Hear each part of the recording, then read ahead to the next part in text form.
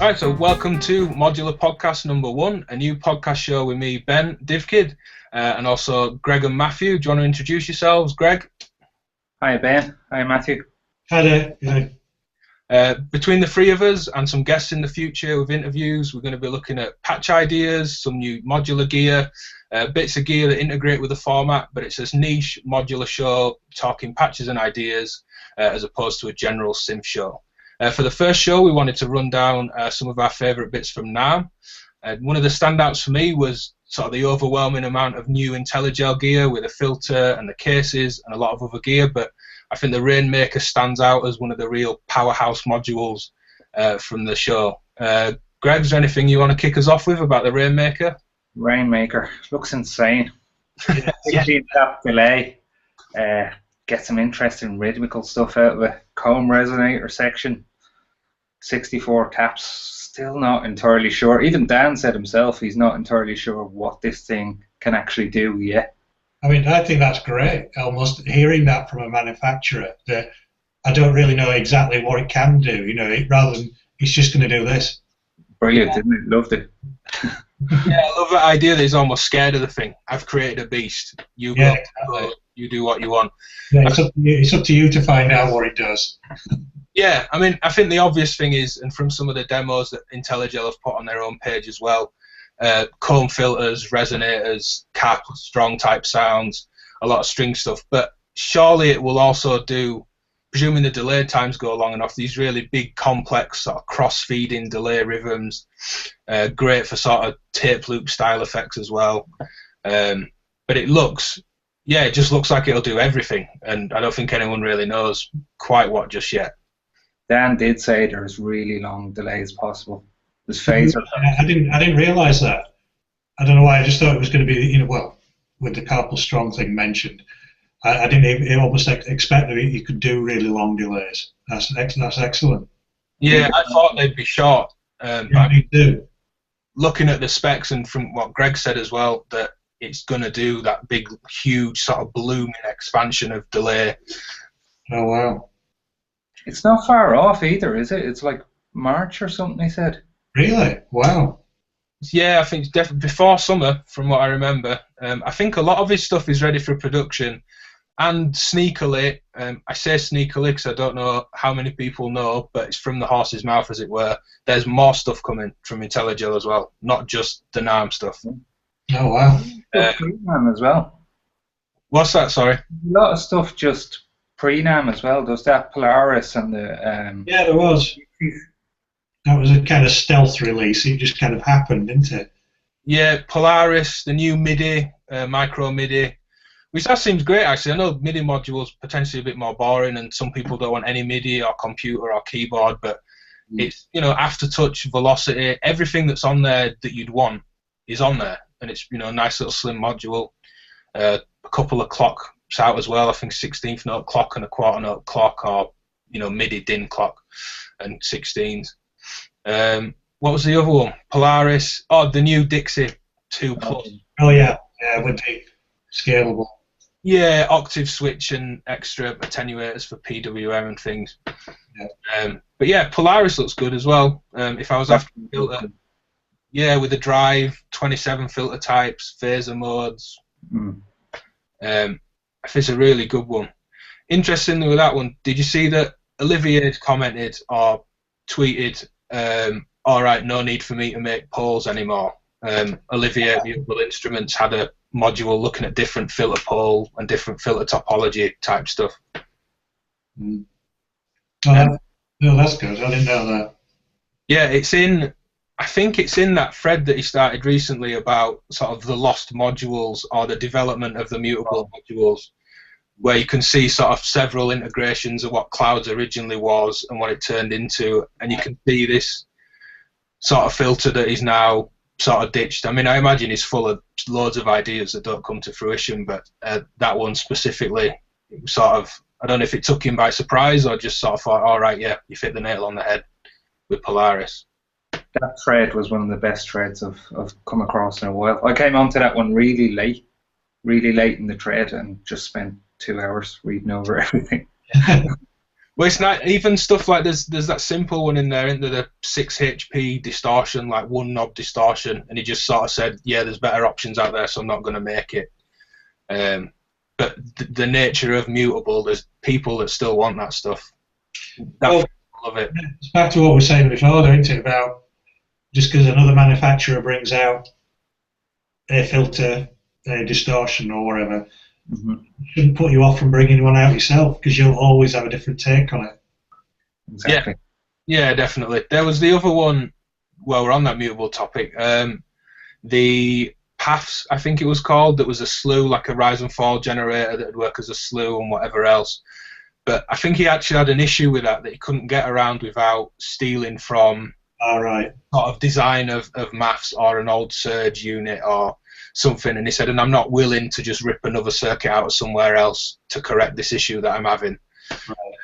So it's a real goldmine, Fred, if you've not seen it, Matthew. Loads of stuff in there. Really good. I recommend giving it a look. Check it out. And I'm also still staring at this picture of the Rainmaker that I've got on the screen now. I'm just looking at it and think, that's exactly the kind of module you want to buy in winter and just hibernate with. You know, just really just don't go out and just get stuck with it. It's one, yeah, and nice way of bringing us back on topic as well. But it's one of those that, yeah, you just want to put a drone-in sine wave in a triangle or something and just see what tones you can get out, and then after that, you know, that's week one of hibernation out of the way, and then just putting in a little simple, you know, plonky percussion or a little bass drum hit or something, and just then exploring all the rhythmic stuff. Because don't each of the 16 delay lines have its own filter as well? Yeah, they do. Yeah. I didn't realise that. Yeah, it's all the timing bit that I'm really interested in how that's going to work. It's going to be great. And if it potentially get, well, hopefully really easy to control, but potentially really complex if they're all multi-mode filters as well. You know, some really dark, low-pass, I don't know, let's say quarter note delay, but then you've got some dotted eighth note that's really high-passed and you just get the fizzy top end. Yeah, you're just focusing, like, you know, on those little bits. Yeah, really like scientifically little notches of little frequencies dotting around that are all related, but so heavily sculpted with those filters that I think you could get a lot out of it. It has rhythmical stuff kind of built in as well, doesn't it? Like your dotted eighth and your triplets just ready to go. Yeah. I wonder how, if there's any sort of grouping of things, you know, sort of. I was wondering that myself. Yes, you know, you've combined 2 or 3 delay taps to create one rhythm that can then all feed into, I don't know, a delay that lasts for a full bar. So you've got this little rhythmic generation, 8s, 16s, dotted 8s or whatever, then hitting some longer delay time that's almost like that tape loop vibe that's a couple of bars long or 60 seconds long or whatever that might be. Is this only the second module that Cyclonics and IntelliGel did together? Is it? Yeah, there's a cycle box, isn't there? Which is a real mad digital oscillator. Quite aggressive dual digital oscillator. But then I think that's it, yeah. I don't think. Didn't you do that other oscillator IntelliGel brought out last year, though? Oh, yeah, was he involved with the shapeshifter? Yeah, definitely. That's why I'm thinking you were in. But yeah, you're right. So it's 3 then, isn't it? Yeah, I'm sure that, I think, unless they didn't, and cycle, you know, the cycle box was its own thing. And there's an expander, isn't there, for the cycle box? Maybe that's how they came on board, that IntelliGel made an expander for. Right. And then Shapeshifter was the one that they did together. Because IntelliGel made the Mind Meld Vulcan modulator expander, which was a Livewire product. Yeah, that's right. So it might have been when they were on that vibe of making expanders for other people's stuff, and then that's how they've ended up connecting. Yeah. I don't know that one.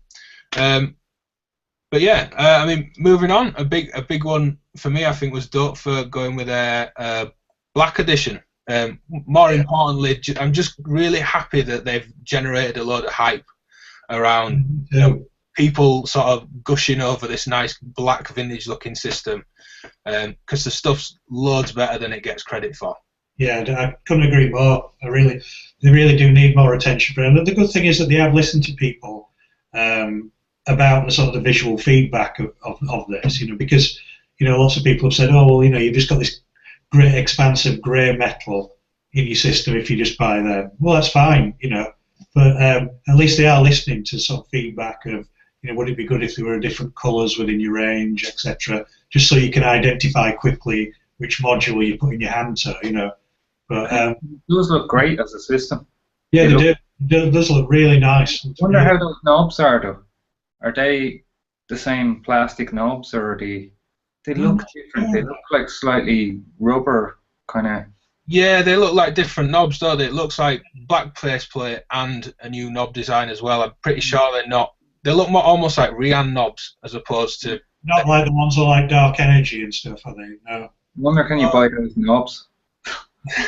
Yeah. Well, there's sort of not weird, but there's sort of a way into all this, and they start offering coloured knobs, the same plastic grey ones, but colours, and you could buy, I don't know, in bundles of 20 at a time, different colours. And then they had the limited edition Wasp filter, didn't they, that's black with the yellow knobs. Yeah. I think there's an SEM filter that's got that sort of cream colour. There's the like icy blue Through Zero oscillator that they put out last year. Mm. So they've definitely been hinting at it. I mean, that Wasp filter alone, it's £65 new, I think, and it's great. So you just can't complain with Dove for pricing wise, and they always get it.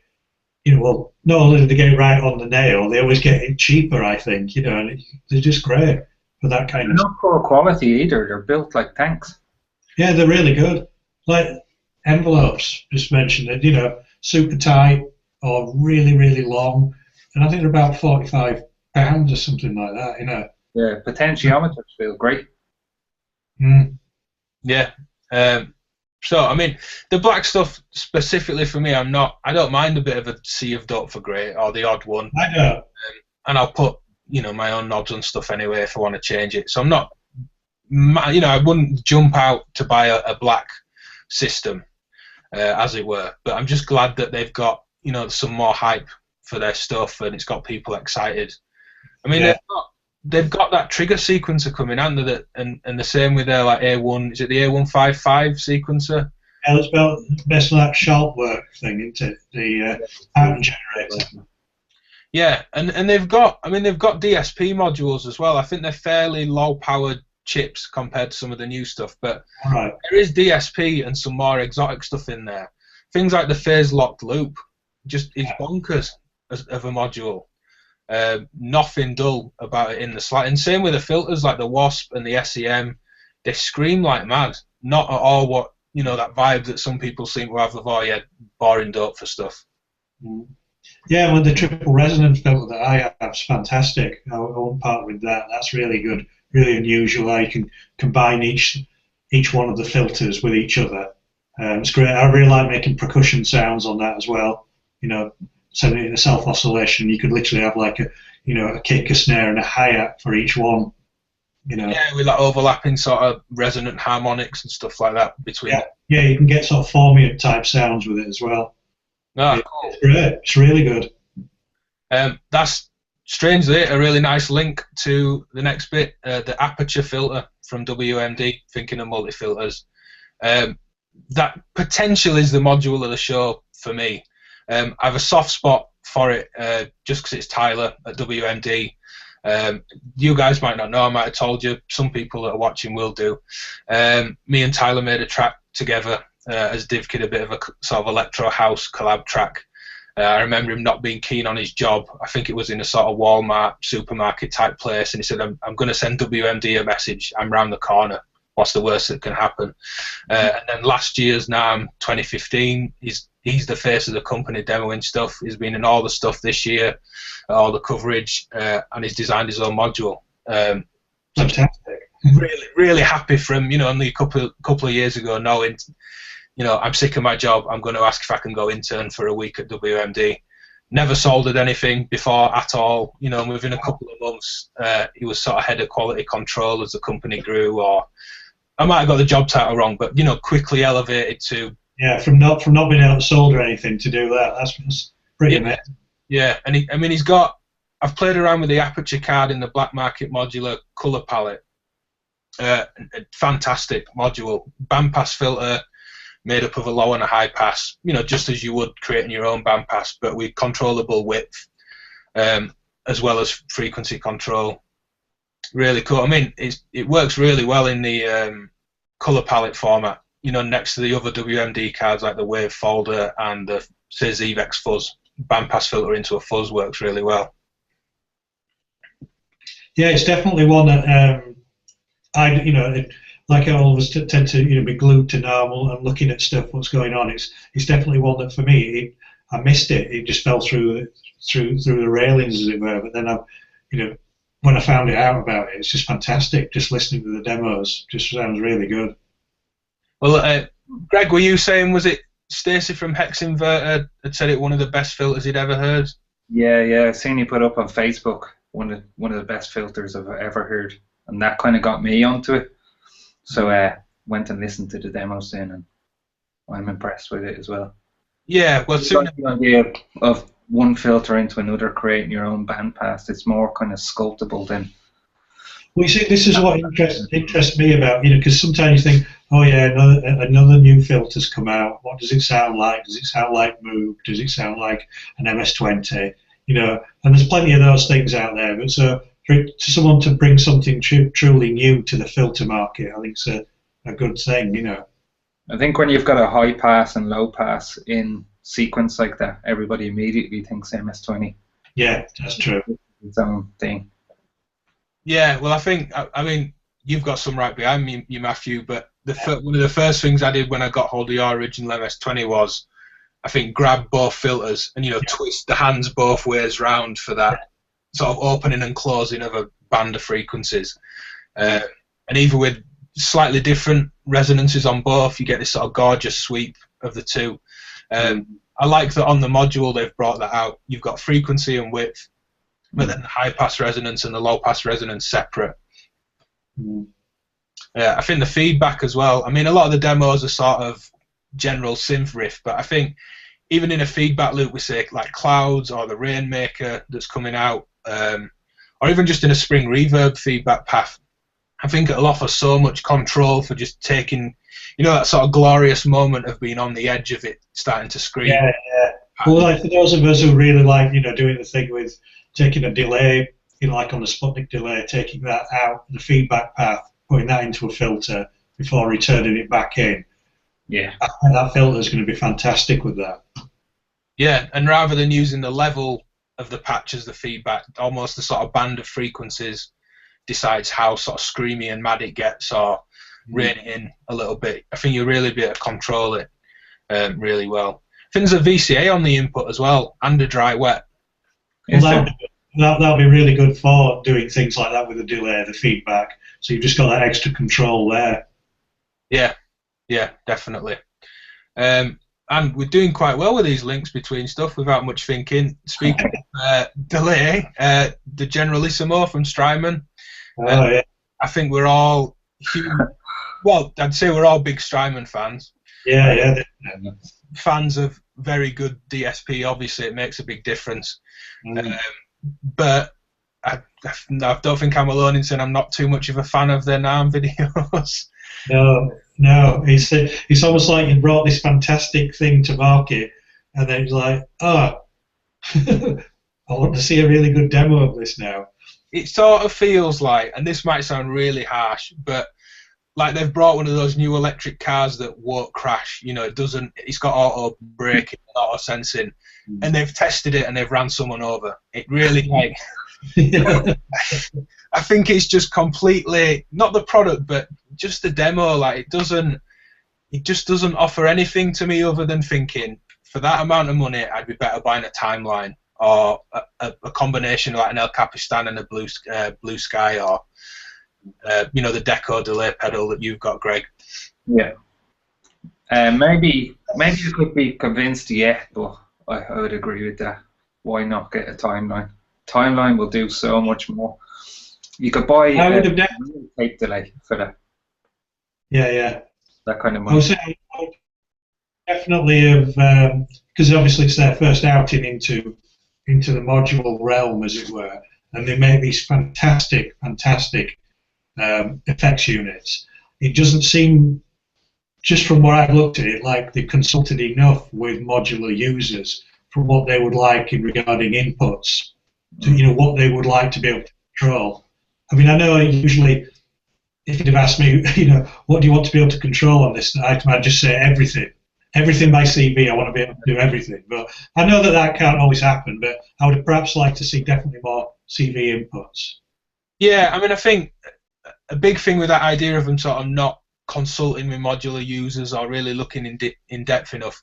I mean, the idea of a spring reverb level, a DSP spring, it's probably one of the formats that everybody, or at least if they want, very cheaply can have a real spring reverb involved. And Dofer again, classic.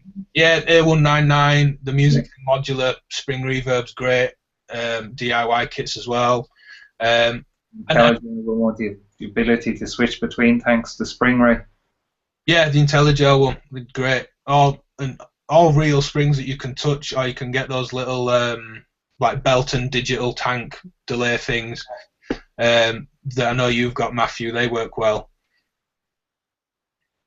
Yeah, I mean, to be honest, I haven't a problem with them going down the spring reverb simulator mode, because I'm sure it'll be, because they're just DSP kings. I'm sure it'll be great. But like I say, for me, it's just, I think that it does look good. This is only kind of a sketching kind of criticism, because I'm sure it'll sound fantastic. It's purely a control issue.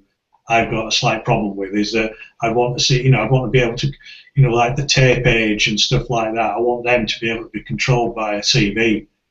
Yeah, there's no doubt it's going to sound amazing.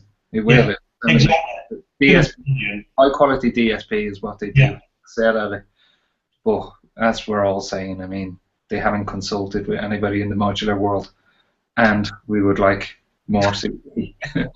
More CVs, yeah. If you're watching, yeah, add some CV. That's the thing with the spring. I mean, the El Capistan delay I've tried at the music shop I work in, teaching. I go down there when I finish teaching on a weekend. Often the guitarist in the shop's got all the pedals out, just playing a basic clean guitar riff, and said, "Oh, it's got spring reverb emulation, and it sounds fantastic." And it'll be the same code.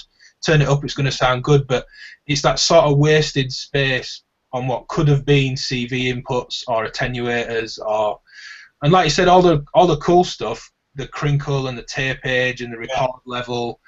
I want to be able to put a triangle wave in, or again just some simple non-moving drone, and just CV the hell out of it for moving drive and crinkle and warble, and you just be able to get the sound potential of being able to do that is going to be fantastic, because that's what unless you've got something controlled under MIDI, with the conventional pedals. But the fact that, just like you just said, a super fast or a super slow triangle wave doing something, just making it sound really otherworldly just through CV control, Yeah, I mean, what comes close to that sound interestingly, and I think it's got CV on, is the ZVEX getting into modular. I think their lo-fi junkie pedals got, and I think it's a CV in, but if not, a triangle LFO on board as well for moving like lo-fi amount, and you're getting that sort of pitch up, pitch down, tape warble type effect.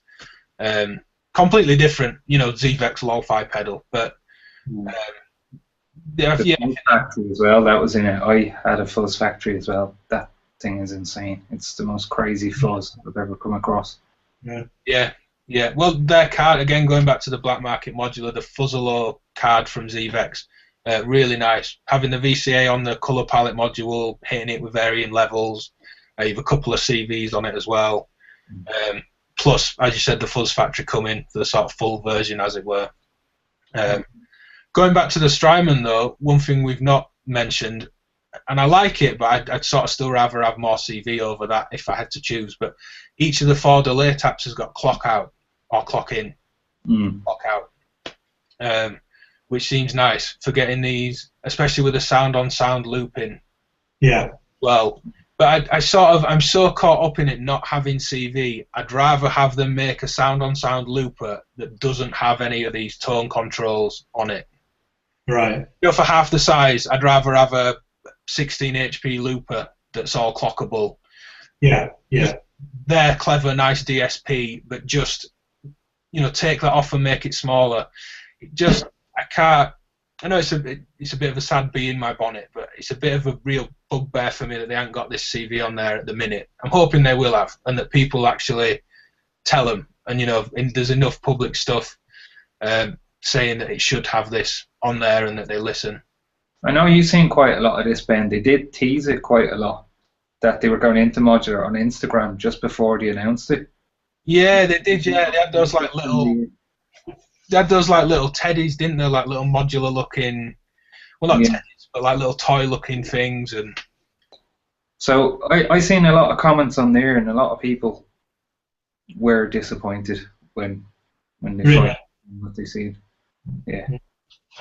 Well, again, I think it's the thing of making the distinction between, because you know, the price issue as well. I mean, that's a separate thing, you know. But it's like what's going to tempt people away from buying the comparative pedal that they make, like the Timeline or the Big Sky or whatever, and sort of say, well, you know what, I could maybe have that next to my module, save the space, and kind of control that through some expert sleepers thing or whatever, you know. And so I think it needs to be more unique, as it were, by giving it all these control options. Because like I know we keep saying, it's like the DSP, they've nailed it, it sounds superb, all the stuff sound great, but it needs to be a bigger distinction between the pedal and the module. Yeah, I think those clock outs and ins go some way to get that. You know, you can just throw CV at it and create new rhythms with the looping and the delays. So I think they've thought about that side. You know, they've maybe thought about this sound-on-sound looper delay more than the sort of tape delay emulation, which is probably why we're all a bit miffed that it doesn't have CV, because I think that's what we know they do really well. Yeah. Well, you've got the two pedals, haven't you, Greg? You couldn't be happier with those Strymon delays.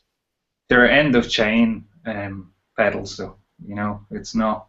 If I want a delay in Modular, it's not necessarily going to be an end-of-chain delay. No. Otherwise, I might as well buy a pedal.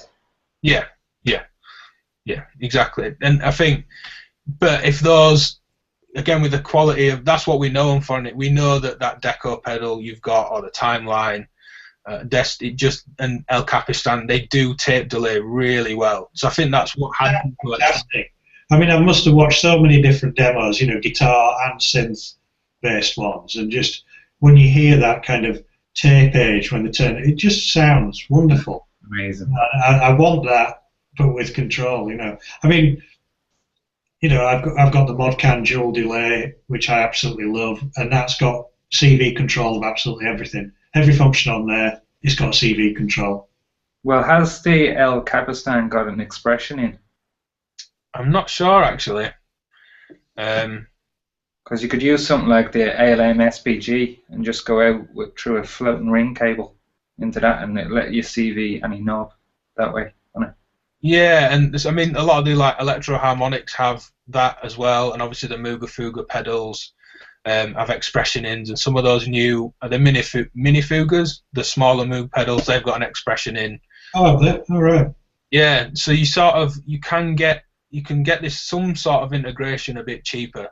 I think the one that would have really had everyone, and it would have been, you see people say this all the time, but I think much more literally, you know, take my money, just take my credit card. If they'd have gone, right, here's a modular Big Sky. Yeah, they would. Yeah. Everybody was prepared for that. I think that's what everybody wanted. Yeah. Got to be round the corner. You know, that's got to be the first, you know, the first wave is that one. Well, we're starting to see more of sort of higher end DSP, aren't we, in Euro? I mean, for reverb, there's obviously the herb verb, a knob for every parameter, CV over it, clockable. You've got the envelope follower out, which is great when you get it. A really nice thing, and it's quite a well documented one from Make Noise, but it's to get it just on the verge of self oscillation with the decay, but take the envelope follower out and invert the CV, so just as it starts to peak and feedback, it just, you know, reins itself back in. The Valhalla cards for the ZDSP sound amazing as well. Yeah, he's working. The Shimmer's out now, I think, isn't it, as well? There's the Halls of Valhalla and the Shimmer. But, yeah, I don't think it comes close to No. Guy, you know, when you just hear one in person. I mean, they sound amazing in the demos. And that is it, Peter Dyer, Yeah. synth player for like Aloe Black and Especially demos as well. Yeah. Sound incredible. Whenever I've heard it, it just makes you stop and listen. You know, just that depth is just incredible. Yeah, but it seems really clean and transparent as well. It doesn't seem, some of these like big reverb effects, they sort of drown a mix, it seems. Almost like the mids are too thick, or I don't quite know what it is in the algorithm, but the Big Sky just seems like the one. Yeah. So hopefully they'll do it. I think I'd buy it, not, you know, whatever CV it had, really, the Big Sky, because I haven't bought a Big Sky pedal yet. So it really would be a no-brainer if they did a module. Yeah, definitely. I was almost thinking when they were going to bring one out anyway, it would literally be like the El Capistan size, nearly that size, but just straight in as a module and that amount of buttons almost. I didn't expect it to be as big as what it was as well. How many HP is it? Is it 36 or something like that, roughly? It's a lot, isn't it, for what it is? It looks about, well, let's compare. I don't know how many HP the size of my head is, but is it about the size of a Vector? Bearing in mind that's 114 HP. I would say roughly, yeah. About the size of the Vector, in it.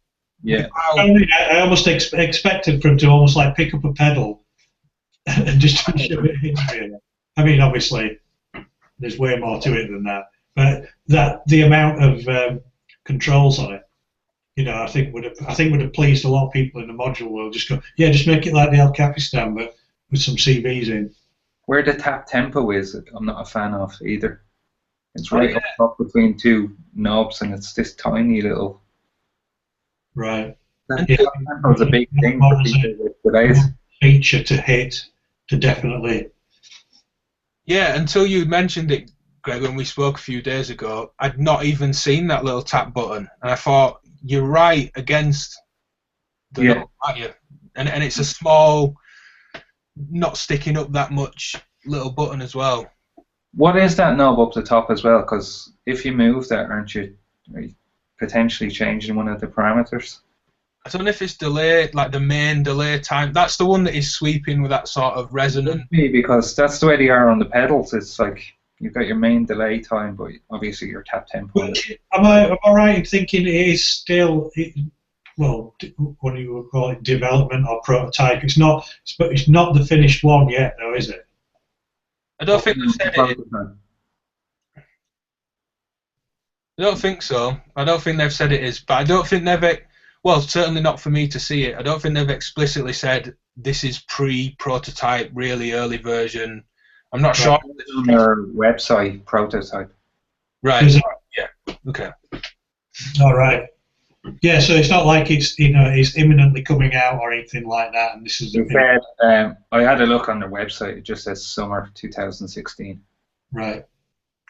So what we need to happen is everyone that's watching and all their friends to email them and say, just spam them. We'll all buy it if there's CV over it. Yeah, we've got money burning a hole in his pocket for all your device. Stick some CV on it. Yeah, yeah. All right, well, moving on. I mean, I think that's about it. It's going to sound great, as we said, but it's just missing. It's just lacking a bit at the minute. I think it's sort of year of the performance mixer or output mixer, as it were. We've got the WMD performance mixer, Qubits mixology, and the Topper Brillo mixer as well. I mean, just out of my own interest, out of how you two work, what are you using for output mixing at the minute? Are you wanting one of these sort of bigger output stereo mixers, or do you like taking loads of little bits out to an output mixer, an external mixer? What are you doing? Well, my sort of final mix out of my modular goes through the Mutamix. So that's what I'm using currently at the moment. It doesn't have any pan. So I always want some. Well, you've got pan. You've got pan for two channels out, as it were. But you haven't got pan for each individual input, where there's 6 inputs. So, but I love it. It's really good for that. But yeah, I'm interested by a few of these new things that are coming out. Obviously, that are including things like pan. Yeah, well, mentioning the word pan, when I didn't mention the pan and scan from Verbos, which was before NAMM, but you know, within the realm of these new mixers that are coming. Yeah, certainly for me, that's really appealing for me. I like it for multiple reasons. The fact that you can, you know, just the scanning part that you can, that they've obviously sort of taken from the harmonic generator, that you can just sort of almost like morph effectively between the signals, and plus the size as well. I think it's really good. You've got a good medium of the sort of how big to put it, rather than, you know, when people have been putting mixers in, they're fairly big, aren't they? Mm. Yeah, I mean, I think the bigger one, the WMD one, they've sort of got everything on there that I want. I think that's up almost like my outboard mixer. Yeah.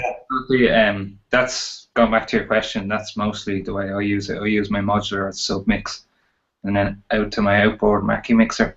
Yeah. That's got AUX send and return, which is a big one for me. Yeah, I mean, the WMD, one thing I didn't realise until I watched the second or third video of it from NAMM, the first couple of inputs have got 2 inputs and a switch, so you can have channel 1 input A or input B or both.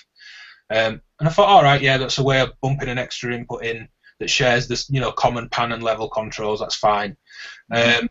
But they're talking about it as running different parts of a set. So if you've got, say, 2 kick drum rhythms and you want to flick between the 2, I think it's starting to get, well, as they call it, the performance mixer, it's starting to get quite clever with the WMD.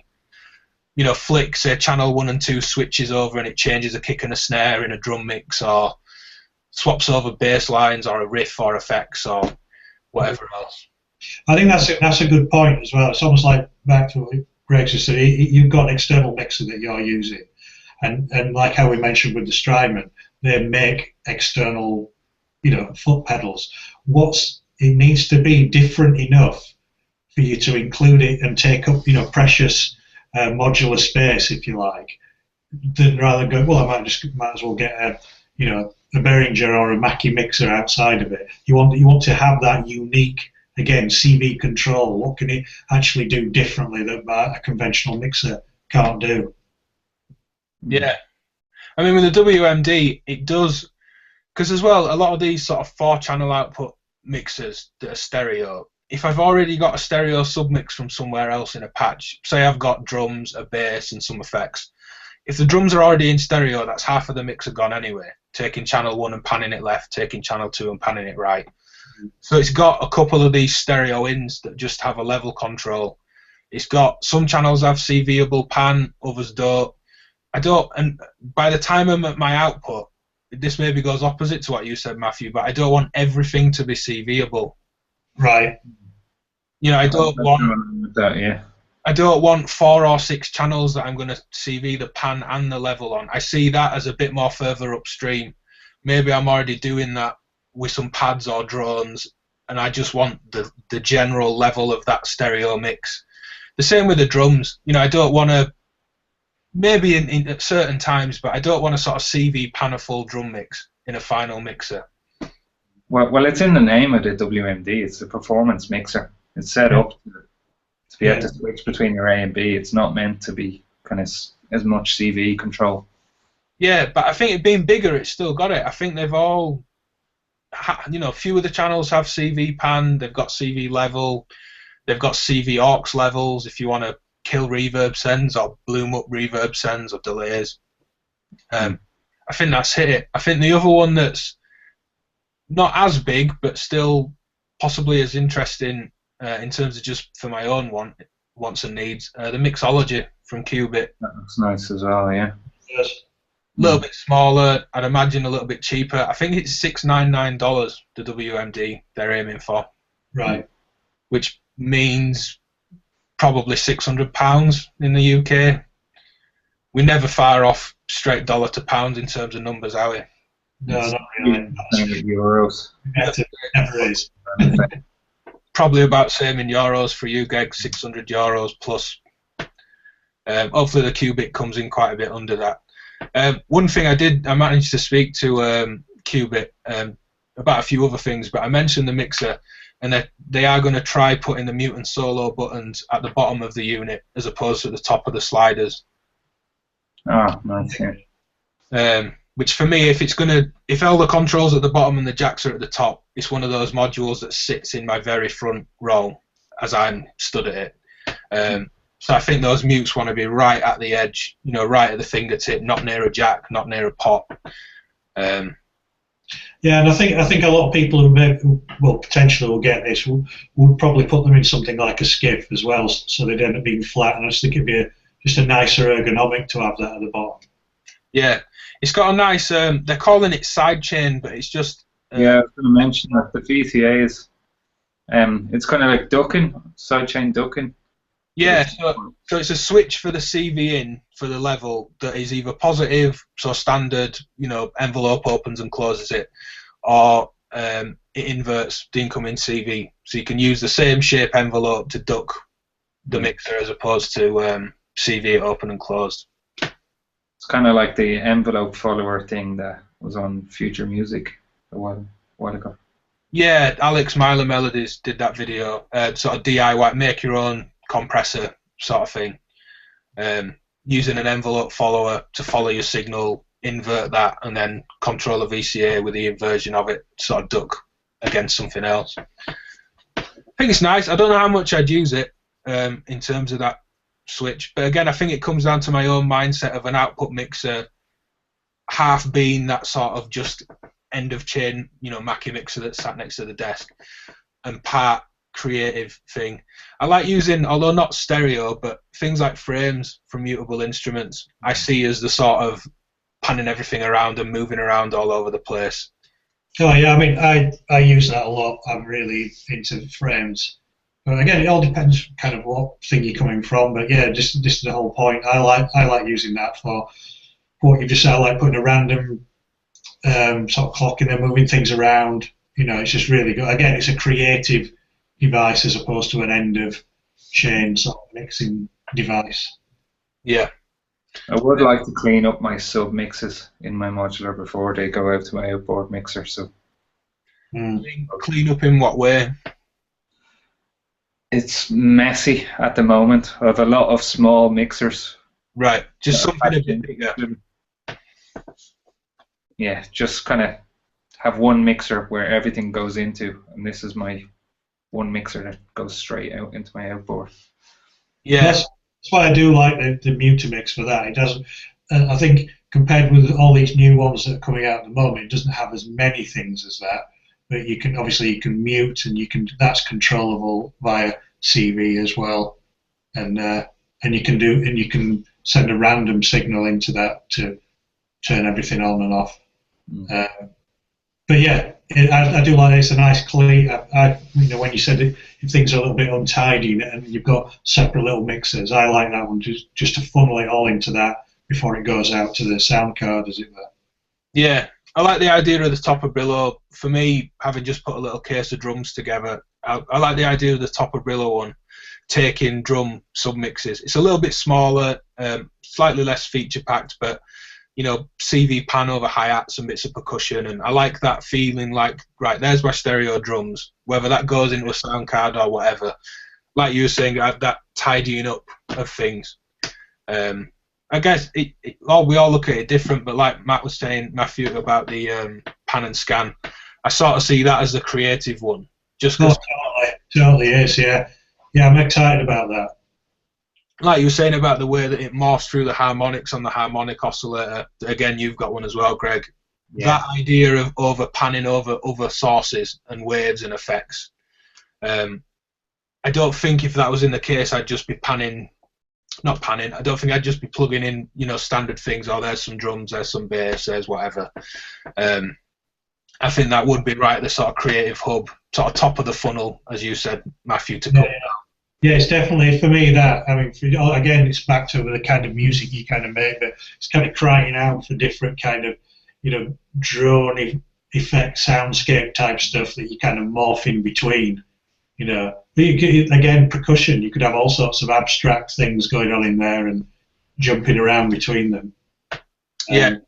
But it's just this very simple idea of if you just say the word mixer to someone, oh, it's some kind of game control. But it's just, again, it's all these brilliant takes on what people are doing with the mixer now. And there's, like I say, just 4 manufacturers there all doing something completely different. Yeah, they'd be really cool with CV actually. Something like the Octo controller from Abstract Data, or say the Batumi from XAOC or Chaos Devices. Yeah. Having this sort of pan and scan morph over different phases of LFOs and different rates of LFOs, and almost sort of a bit like what one of us might do with frames already. Condensing this hub of modulation down into this weird moving thing that then becomes a single cable that you can go, right, now you move wavetable or filter or whatever that might be. Yeah, definitely. And like I say, again, I'm interested because it's got that unique facility almost of it, but then again, it's a good size. They've got a good balance, I think, between size and features of Vobos. Yeah. There's loads, as I've said to you both already, and quite a lot of people online, it's been real information overload now for me. I'm only just starting to soak up most of what's gone on. I think I've just about watched most of what I'm subscribed to in terms of Sonic State's coverage and Ken Flux 302's coverage and some of the magazines and things like that. But we were going to talk about Chord by Qubit, which we will do, but one thing with that to lead us into it, I didn't know it was analog. I only just found that out today. Really? I didn't know that at all. I thought it was definitely digital. Yeah, I did. I thought, great, 4-voice, digital oscillator thing. I'm really into the idea, like with the ADAT quantizer, and the IntelliGel microscale does it, but only with a single interval as opposed to 4. Diatonic harmony, where it knows whether it should be a major or a minor third, and it's making some decisions about things rather than like an old sort of Juno keyboard stacked house chord. And it's got that mode, so I was really drawn to it for that. But then, yeah, fully analog. Wow. It's got to have some digital control on top of it. Definitely. But it should be good. It should be interesting. I mean, because there's plenty of other digital alternatives out there at the moment doing the chord thing. So yeah, let's see what this one brings. It'll be quite interesting. And I'm surprised somebody hasn't done this before now. Yeah. Just have 4 analog oscillators in one module with their own VCAs. Yeah. Polyphonic module. Yeah, I think it's something everyone sort of strives for, innit? You see threads on Muffwigler, how do I do polyphony and modular? How can I build up multiple voices? Yeah, I'm surprised no one's done it, really. But you can unlink all the oscillators, so if they're all paired, they all track the first oscillator and create thirds, fifths, and sevenths based around that. But you can completely unlink them with their own volt per octave in and their own tuning, and just have 4 oscillators if you want. One thing I did like that it's getting into music theory, but I like how accessible it makes it. Even if you don't know what you're doing at all with the music side, it's got inversions and voicing as well. Right. So if well, put simply, if you've a C major chord, the notes are C, E, and G. For the first inversion, you raise the C so that's above. So the order of the notes is E, G, C, and that's all a chord inversion is, the order of the notes and how they appear. But being able to just flick through that and CV through that and hear what it's doing, and for someone that knows what all that is, I think it's still really fun. It takes away any potential of thinking about it if you want, or you can. If you don't know what it does, you can still flick through and find all these sounds and voices, and I think it's really cool because there'll be a lot of modular users, as there would be a lot of keys players or guitar players or whatever avenue of music you've come from that don't know what a dominant 7 chord is, and why should they if people don't want to? But I love that idea of it's letting people stumble on those sounds, because you're not going to patch it up if you don't know what it is. You're not going to deliberately tune 4 separate oscillators to a set of notes unless you've got a reason to. Yeah, exactly. As well, doing that. I like obviously the telharmonic for that kind of thing. So I think I think it's interesting that people have ventured into this kind of chord exploration modules, if you like. There's going to be quite a few out now after sort of NAMM, and I think they're quite interesting. Obviously, Braids has had that chord mode and stuff. I think it's really interesting that people have done that. I've always been I've said previously about I've always liked that kind of stacked house chords thing, or the chord memory sort of sound that you would have got on like a chord monopoly or a Juno 60. You've got that instant kind of 90s kind of chord sound. Something I do quite a lot is stack oscillators. You probably hear it in what I do. Yeah, it sounds great. It's a pain in the arse tuning them. Yeah. It is, so something that's accessible like that is brilliant. Well, I was trying for a long. You probably both know my pain and ringing you up and whinging and moaning about it, but I got 4 Mark 1 IntelliGel Dixie oscillators and the Dixie controller, so they could share common control without buffered mults and stuff like that. And a quad dot for envelope and a bubble sound quad VCA. I never got into 4 filters. I sort of avoided the filter section, trying to build sort of big saw chords, or I was trying to do like a 4-voice FM operator thing, and it's such a pain in the ass. By the time I got the FM anywhere near the tones I wanted, I had to retune it, and at that point I tended to just switch the case off and just give up. Well, I've been singing its praises for a while now, but the Telharmonic's really good for that kind of thing. It's just so good, particularly with it's got like the music theory side of the module that they refer to is exactly that. It's really good. You can't kind of go wrong, as it were, from a musical perspective, because the kind of the linked, and it's really good for that.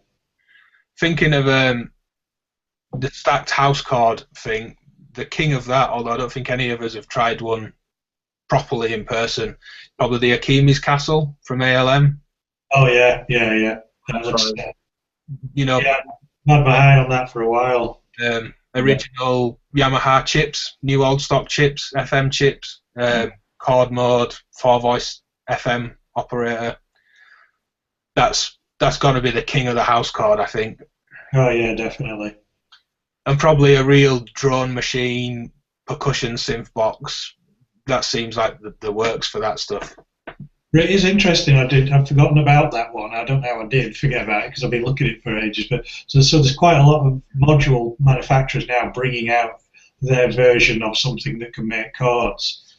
So again, it just brings a whole different thing into modules, doesn't it? Really? Yeah, definitely. Thinking of lots of modules, and this one, hands down, probably the most exciting but overwhelming at the same time bunch of stuff. The noise engineering booth. They seem to have just kicked out so much new stuff. Yeah. More sequencers, oscillators, a new version of the Basimilus drum module. I've watched it, and obviously we've all chatted, we've made some show notes, we've had this little idea for a podcast. I've watched the video, and I've forgotten what most of it is, to be honest. It isn't because I wasn't excited by it, because we'd have taken it out of the notes and we won't be talking about it. I think it makes some really cool stuff. Yeah. But that one's a little bit information overload for me. I really like all the rhythm generation that they're doing. I think that's the sort of most exciting bit. There's not a huge amount of time between NAMM, Superbooth, and Mesa. Can you announce too many modules? We've all said the same thing, and we're fairly kind of up on modular stuff, and we still got overwhelmed by the amount of stuff that's there. Not able to take it in. I wonder if that's the sort of running theme of NAMM this year, that me and Matthew going to Superbooth, not to rub it in, Greg, and actually we'll be getting a load of coverage. Matthew's going to point a camera at my ugly mug. I'll be pointing a microphone at probably some other ugly mugs, and getting some good content from Superbooth. So watch out for that. But I don't know, are they going to have anything left to announce? I don't know. I don't know. Yeah. Does the likes of Noise Electronics held some stuff back? Well, with the noise engineering, not noise electronics. But I'm not sure. He's been, he said this is coming in a couple of months. This will come at summer. This will probably come 2016. But I don't know. I think I would have held some stuff back. But I don't know if noise engineering are at Superbooth or Meta. Well, as we've said before, with like the noise engineering, we've been teased with these modules for ages. For a good number of years, really. They, it came out in these weird-looking purple prototype things, and you think, oh wow, what are those?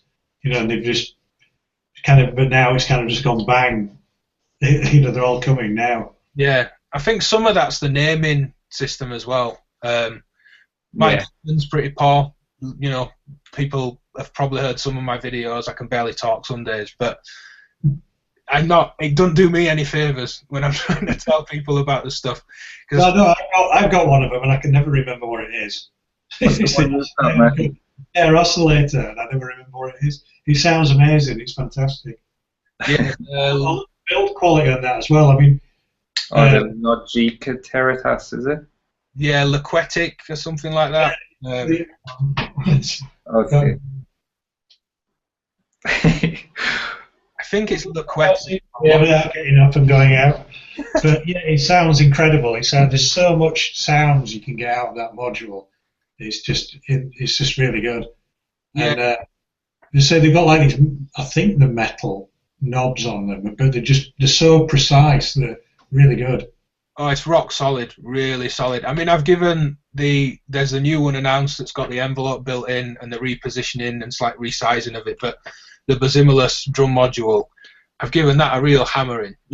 Sort of techno grooves, 16th note clock running in, and just knob twiddling away, and it feels really solid of a module. They sound great as well. I think I'll have to pick up one of the new ones for my drum rack. Now that does the pitch envelope kicks as well. Yeah. Yeah. But it does, unlike the Neuron from Audio Damage and say Dinky's Tycho and the Mute Machine, it seems to get to sort of ethnic percussion sort of sounds a bit easier. Or Happy Accidents seem to fall into that tonal character a bit more. All right.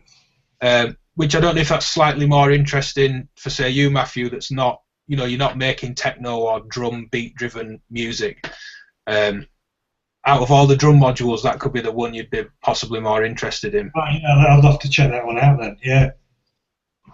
Little sort of skin wooden drums and little metallic stuff, almost sort of gamelan-esque overtones. It's got wave folding built in and this harmonic spread and wave morphing.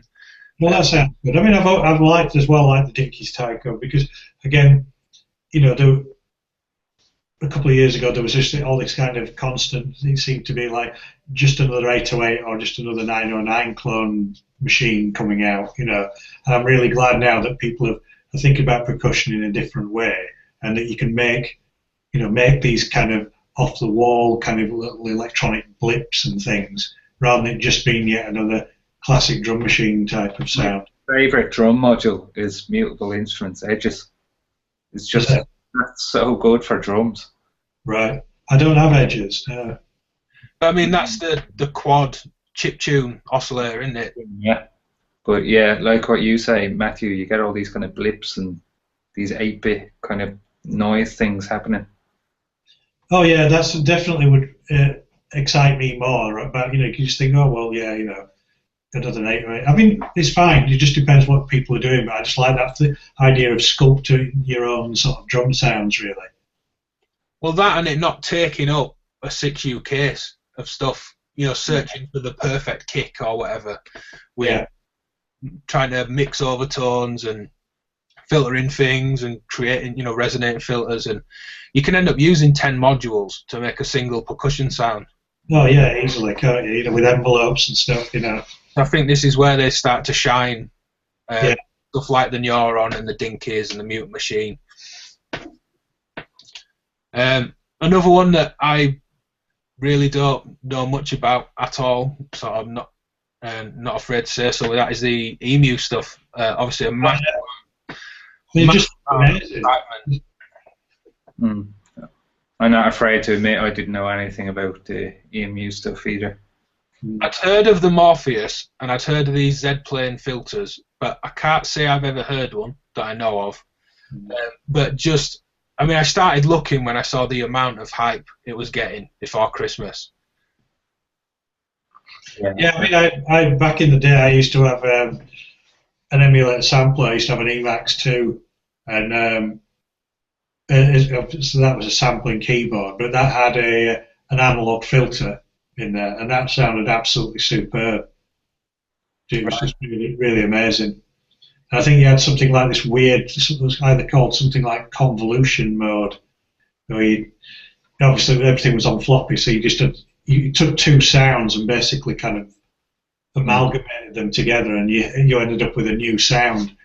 But you used to basically go away and wait 20 minutes for it to sort of work it out loud. And there was this crazy little like emu that used to run up and down the screen. Oh, nice. Yeah, his background is incredible. Yeah, he's obviously a super pedigree modular, from it's got that classic blue and silver one that he used to make in the 70s. Yeah.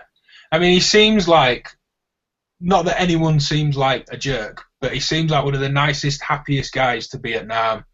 Anytime I've watched him say the same things to about 7 different people in these videos. And, not any judgment of him. He's there to promote a product. He's telling people about what's there. But I've watched every one of him. I'm sort of drawn to Dave Rossum as a person. He's like he's telling it for the first time every time, which is good, rather than, oh yeah, I've got to talk about this again. It's like he's super excited about this is going to be great, Yeah. And I suppose the other thing of now is it's like screens are the thing, aren't they? There's lots of modules with screens on them. Oh, yeah. The OLED screens, yeah. Thinking of the EMU dancing around on your old sampler keyboard, it's like playing Pong on the Korg Minilog. Oh yeah. Play Pong on that little OLED screen. Again, another screen one, tenuous links. The modal stuff, I like the idea of the oscillator waveforms on the... Oh, me too, yeah, it's a really good idea. I'm not personally as interested in dissecting the modal keyboard, but the filters sound great. I'm sure the oscillators will. But that idea of everyone when they were available, and the Mordax data will take a big chunk of that market, but the O-tool, everyone just putting a wavetable oscillator into an O-tool and watching waves, which I think is half of what people are doing with oscilloscopes, as opposed to really trying to learn about anything. You just want to watch waveforms, don't we? Oh yeah, look, it's superb. I think anyone who's got a maths as well, it's always kind of handy to just figure out exactly what maths is doing by sticking it through an oscilloscope, which is great for that. But yeah, I just think this kind of trend towards putting screens in is quite interesting. Yeah, I mean, I think they're useful. What's nice with the screen thing, it tends to make people run to the hills, I think, with oh god, it's digital, it needs a screen, it's got menu diving. Again, one that didn't really shine out in every video, but I picked up. Dave Rossum had stressed that I think every feature's only one button click away. Yeah. Or two, but a very minimal amount. It's a single level menu system. It's not sub-menus or... Click where you want to be, and then you've got the knob control of that anyway. Yeah. I'm not sure, what do you think of him releasing the filter first? The low-pass filter, not the Morpheus filter. The ladder filter. Yeah. Yeah, it's interesting, isn't it? You can CV between poles on it. Does it go from 2 poles up to 8? It does look good. It is really interesting. It looks good. I mean, I'm not trying to put words in anyone's mouth, but it seemed to get a bit of that wasn't what people were excited about. There was a bit of maybe a bit of a yawn, another low-pass filter sort of vibe. Even though it does more, and you've got CVable poles and the CVable distortion, and it'll go from really clean, unsaturated to saturated, as opposed to always having a set character. But there was definitely a bit of I don't know if it was sort of kept in the background a bit, but there seemed to be a bit of big yawn, another low-pass filter vibe. Yeah, I know what you mean. But I mean, again, I keep saying it, but it's all back to the kind of music debate. I mean, it certainly interested me from a more soundscapey drone background, as it were. I thought, oh, right, just from what you've just said about it not being fixed, how you can CV this, and that interested me. Yeah. One thing I would have left out is maybe the distortion part of it for 4 HP less. Do we really need the distortion on the output? I just have to hear what it sounds like, I guess, really. Yeah, that's what I was just going to say. It depends on what is that what part of it. It brings to it, Yeah, I mean, if that's part of a feedback circuit as well as some sort of pre and post, it might be a bit more interesting. If it is just, I mean, we haven't heard it yet, so yeah, it's true. If it is just output drive, though, I'd happily sacrifice the space for it. And we still have to hear it. It may be the nicest output drive you've heard for a certain situation, but I'm thinking or hoping there's probably a bit more interaction going on between the resonance and the feedback in the resonance circuit and the drive, and I'm hoping it's more of that, more of a sort of filter character than just a straight distortion on the end. Yeah, I mean, it's got to have some interplay between them. Yeah, like I say, rather than just having a distortion for distortion's sake at the end. Yeah. Otherwise, we'd all just want other stuff and save the space. Cool. So I think that about wraps up our notes for things that stood out. Is there anything we've missed or anything anyone wants to mention? There's probably loads, isn't there? probably loads. It's like white noise of, oh God, there's another thing, There was a ton of modular at NAMM, and we have missed loads of it, but couldn't possibly cover it all.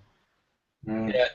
Well, hopefully or not, but maybe Superbooth will more be the one about showing products that are now out, or the ones that we've said are coming later this year will come at Superbooth with this is out in a month, or... Yeah. Interesting one just before we wrap up. Does anyone think any modular companies are going to show up to Music Messe now Superbooth's happening so close? Well, that's quite true, isn't it? I think everyone's kind of testing the water with this, because I can understand there's certainly the need for this, because it's completely localized about modular synths, and because obviously how it's just exploded over the past sort of few years, it's definitely warrants its own complete entity, I think. You have to wander around other music equipment. You're going for this one thing. I think it's the best time to do it now. I just think maybe a couple of years ago it may not have worked as much, but certainly the numbers are there, I think, to make it work. Oh, I think so. I'm certain Superbooth's going to do really well. Really, really excited for us going over. But, I mean, more specific back to that question, because I'm curious myself as to your two's take on it. Despite what a lot of people think, a lot of modular manufacturers aren't these big companies, and they do have marketing budgets, I'd imagine. Over the year, can they really afford to go to NAMM, Superbooth, Messe, all of these? Well, that's what I'm thinking. Yeah, Messe and Superbooth are far enough away that you're going to go home in between. But are they really going to fly from West Coast of America within a few weeks? When they've already shown their new stuff. At NAMM and again at Superbooth in the same country. Yeah. I'm not sure. I mean, I'm just really glad it's an event we can go to that's not, as Matthew was saying, that I'm not going to have a sax solo in the background when I'm trying to talk to someone. Yeah, definitely. It's just going to be more focused. That's the thing. It's just, you're going there for that reason and everything related with it. And I don't know, I guess it's, because obviously lots of these manufacturers are all small cottage industry, one guy kind of outfits. And maybe this may help those who go, well, I can't simply afford to go now.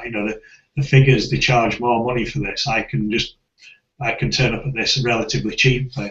May give a lot of other people a helping hand, or maybe they're springboard and then they go elsewhere. But I think this is just going to get probably big. Fingers crossed, it's going to get bigger and bigger, and maybe the one that they don't go to NAMM or Messe or whatever.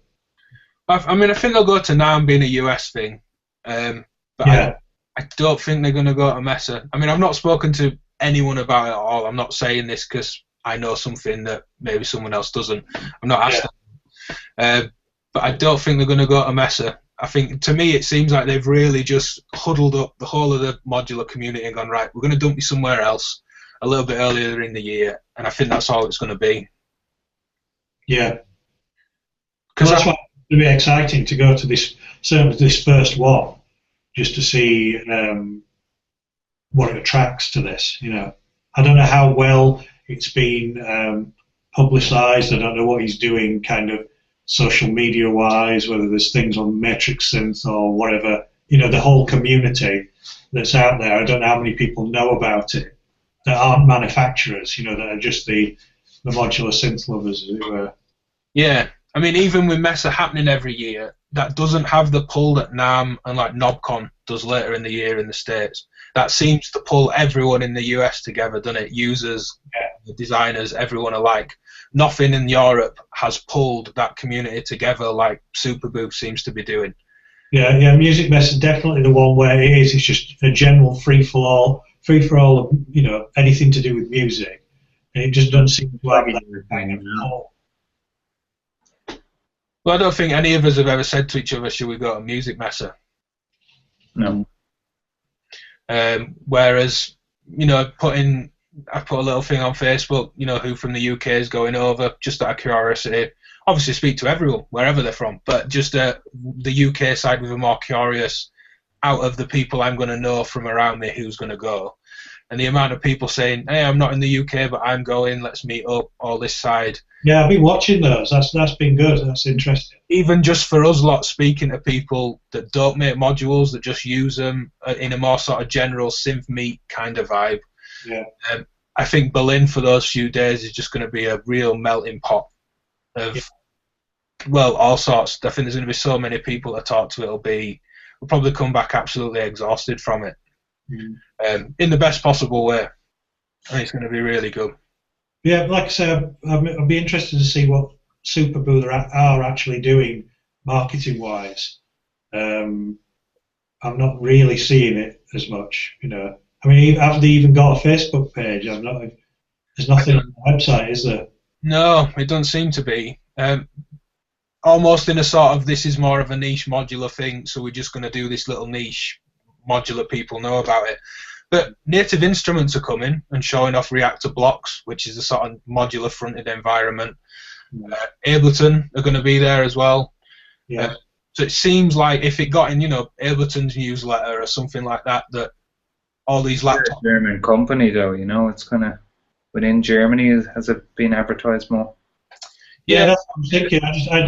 I personally haven't seen that much apart from discussions between ourselves or other sort of little bits of in the community, as it were. But they don't seem to have kind of marketed it, splashing it around everywhere. Where, you know, even something simple down to Matrix things, where you definitely see like NobCon and stuff like that there, don't you? Yeah, that's true. Actually, I haven't seen much of it outside of Muffwickler. No, it's interesting, that side of it. I have a feeling it'll be pretty packed. Because I don't think I have this impression they're going to get it right from the off. And I don't know where that's from, really, but I just have a feeling that it'll have a vibe. How big that'll be, yeah, I think it'll be pretty busy, but... I guess I suppose I'm talking more about outside Germany, etc. Yeah. Anything from in Berlin, I'm sure he's kind of got pretty much, you know, screwed down for, you come in, you know. Yeah. Well, they'll have a more connected hub, won't they, around Schneider's anyway. Anyone into synths in Berlin's going to know about that shop, whereas a lot of places don't have that. You know, you don't have access to a sort of little community centre, as it were, based around something. No, it's good. I suppose back to your original question about which one do you choose to go to now? But it's going to be too early to tell. But let's hope this is a success. This one, I think, just because I just think it's going to be coming across way more focused. You know, you haven't, like you mentioned, you haven't got saxophone solos going off in the background, and you've got people who are, industry like-minded people talking about, talking about all things modular. Yeah, there seems to be a lot of performances and evening stuff going on, and it's on till 10 at night, not end of the afternoon, the sort of show floor closes or whatever. Yeah, I'm really interested in that. I like to see what, because there's even some DIY stuff as well, isn't there? Yeah, some workshops, and I think they've got talks going on with people as well. So it seems like they've got a bit more of a sort of convention vibe going than just a show floor of gear. Yeah, I think that's a really good mix. If that they manage to pull that off well, I think that's a really good addition. Rather than it being just a trade show, as it were. Yeah. Which I get the impression that NAMM and Messer are. Yeah, definitely. Although from the footage of NAMM, it seems like with the WMD booth, they make their own little community vibe. In certain areas and things. They seem. I imagine the other sides aren't so much like that. The guitar side. Are Marshall quite as friendly with Fender? Yeah, exactly. Yeah, you can. The bigger Roland ones and stuff like that. I'm sure it's very much not like that. Yeah. Cool. Well, I think that about wraps us up for the first show. So yeah, any comments or anything, leave them below in the video. Check out Modular Podcast on Facebook, @Modular Podcast on Twitter. Any suggestions? We'll be getting into some patch tips, ideas for using different modulators, different techniques, some gear stuff and interviews. So yeah, goodbye from me, and goodbye to you guys as well. Yeah. Okay. Right, see you guys soon.